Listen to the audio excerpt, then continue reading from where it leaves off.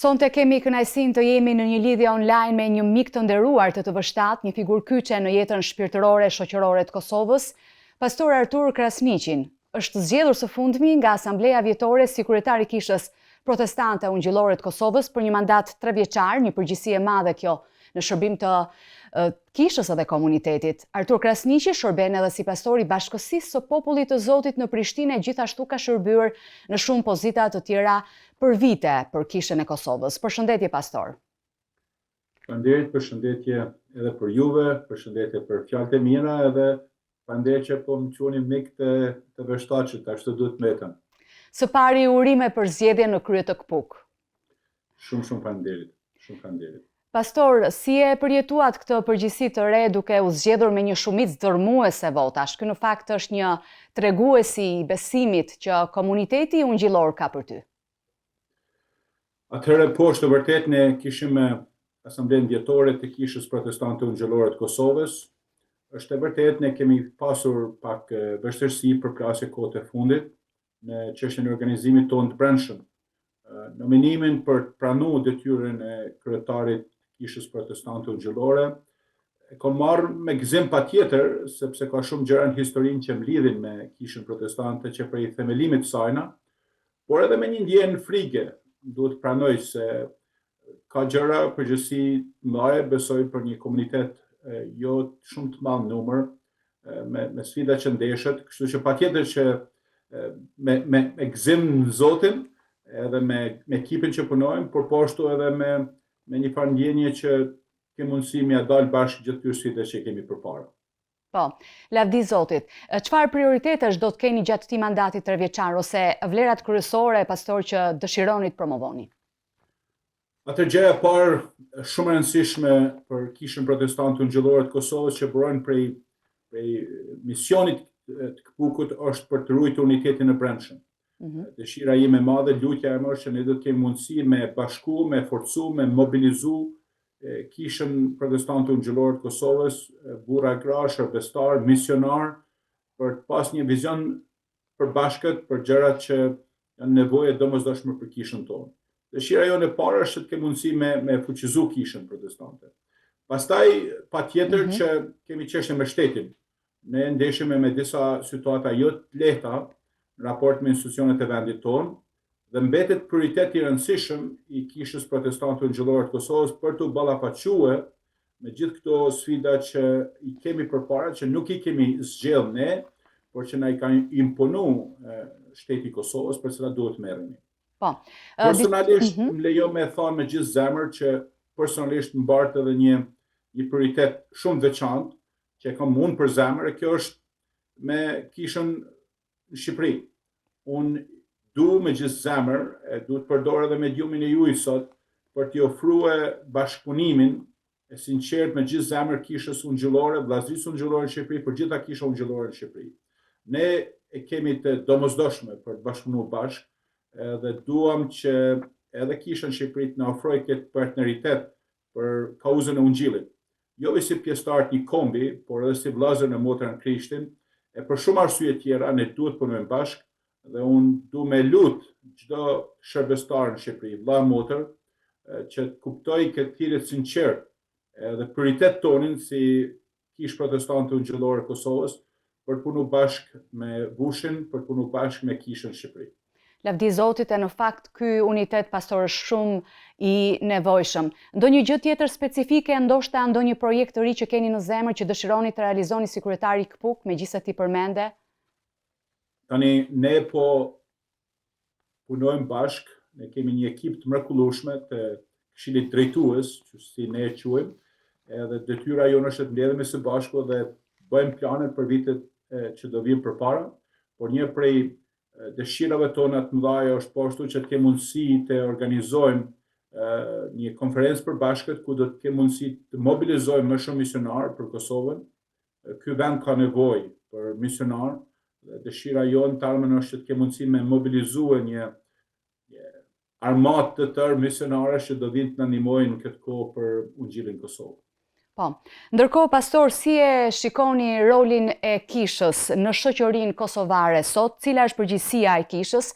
Në fakt keni deklaruar se jeni qytetarët më besnik dhe më lojal të këtij vendi. Po patjetër, ne duam që institucionet e Kosovës të kuptojnë që është bekim për vendin që kisha protestantët gjallor, që besimtarët e krishterëve gjallor janë pjesë e shoqërisë kosovare. Është dëshirë jonë e madhe që të jemi një shembull i mirë e vazhdojmë ta bëjmë një gjë të tillë.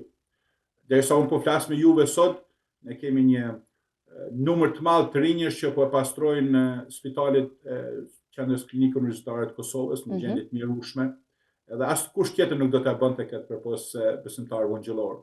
Zoti ka vendosur një dashuri të madhe në zemrat tona për vendin edhe për shoqërinë përgjithësi.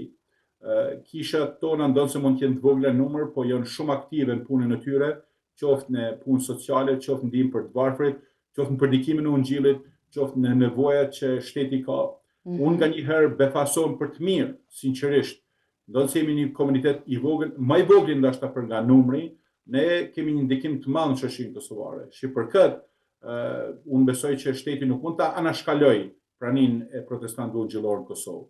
Dhe unë e them me gjithë zemër, unë besoj që institucionet e dinë, jo veç tani, por shqyqoni edhe përgjatë historisë unë gjallorëve, ne kemi shërby vendit me besnikëri. Ne duam vendin ton, Zoti ka vendosur këtë dashuri në zemër, edhe ne i shërbejmë me gjithë zemër.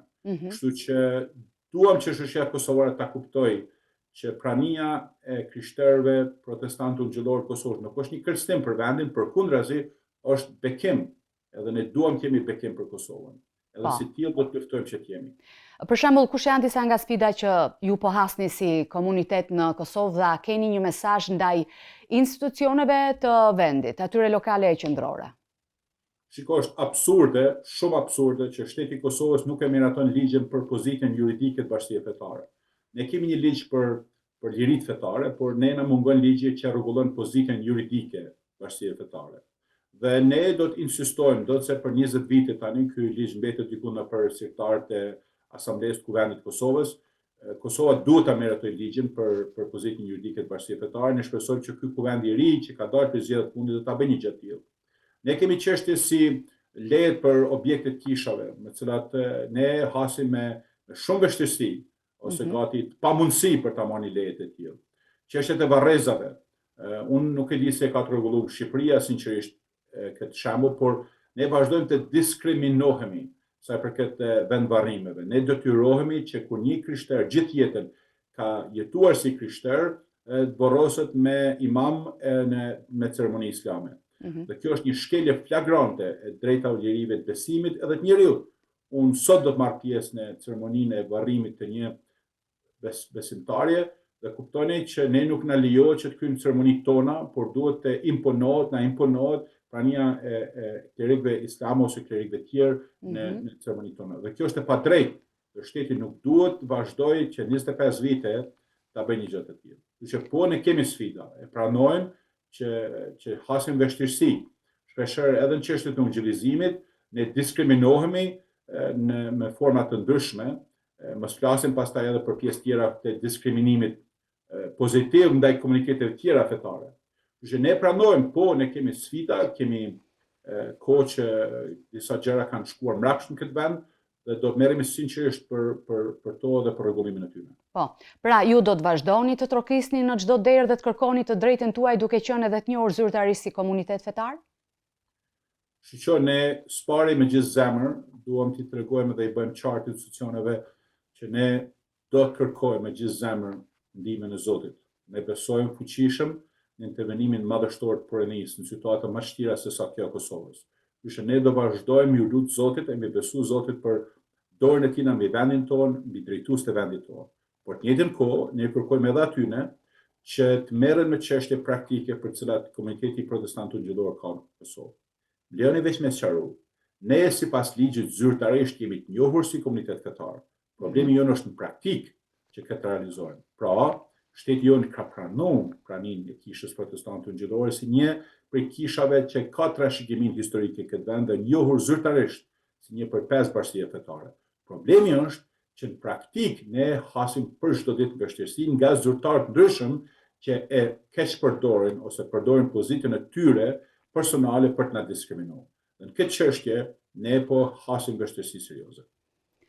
Përveç pozicionit të ri si kryetari KPUK, gjithashtu po vazhdoni të shërbeni edhe si pastori i Bashkisë së Popullit të Zotit në Prishtinë. U bën shumë vite si po ecën shërbesa, janë shumë vite në fakt që përkthehen në lutje dhe shërbes në komunitet, pastor. Po është e vërtet, unë mbaj me shumë zemër punën në Bashkinë e Popullit të Zotit gjatë gjithë këtyre viteve. Ka disa kohë që unë kam vendosur një shaj këtu që mbaj për çdo ditë që thotë unë dua kishën time. Edhe Zoti më ka vendosur një dashuri të madhe për njerëzit me të cilët kam shërbyer gjatë gjithë këtyre viteve në Bashkinë e Popullit të Zotit, që kanë qenë inkurajim, motivim edhe bekim i madh për mua. Pa cilët nuk kisha mujt asesi me i bë gjërat që arrim i bën këtë vend. Bashkia e Popullit të Zotit këtë vit feston 40 vjetorin e saj. Është kisha e parë ndër shqiptarë që kishte filluar pas luftës së dytë botërore. Vazhdon besoj me qenë një kishë që është bekim për vendin, për Kosovën, edhe e kam për privilegj, për bekim të madh për Provincë, e çmoj dhe due këtë detyrë që Zoti më ka dhënë me qenë pastor i kësaj kishe. Lavdi Jezuse, 40 vite nuk janë pak, sa shumë histori dhe ngjarje brenda, pastor. Shumë e vërtet, gjatë këtyre ditëve kemi qenë duke kaluar nëpër arkivat e kishës dhe kam gjetë shumë dokumente interesante që lidhen me fillimin e Ungjillit në Shqipëri, edhe në Kosovë, sa për tyre do t'i ekspozojmë në 40 vjetorin e kishës me 15 qershor, por e vërtet ngjarje shumë të rëndësishme dhe historia e Bashkisë së Popullit të Zotit lidh historinë e shumë misionarëve që erdhën të parë në Kosovë, pastaj edhe në Shqipëri, punës edhe në Shqipëri, kështu që patjetër e kemi për gëzim me ndaket fitore 40 vite bashkë me kishën Shqipëri po ashtu. Pra jeni duke finalizuar ose duke përgatitur për 40 vjetorin, jeni duke bërë diçka të veçantë, besoj? Po përgatitemi, e besoj që në njoftim tjetër do t'ju njoftojmë me detaje për organizimin e kësaj që ka të bëjë me Bashkinë e Popullit të Zotit. Dhe për ta përfunduar këtë intervistë, cilat janë shpresat tuaja për të ardhmen e kishës dhe të komunitetit në Kosovë? Që unë besoj me gjithë zemrën time që Prenia ka një plan të mrekullueshëm për kishën në Kosovë.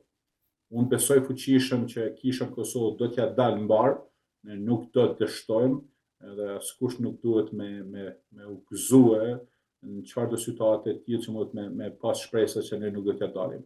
Patjetër që shpresa jonë është në Zotin, por unë besoj që ka mjaft potencial mesin e djemve, vajzave, të reja të kishës Kosovë, që duan me besu Zotit për një të ardhme të kishës Kosovës që do të ketë ndikim në shoqërinë e këtij vendi.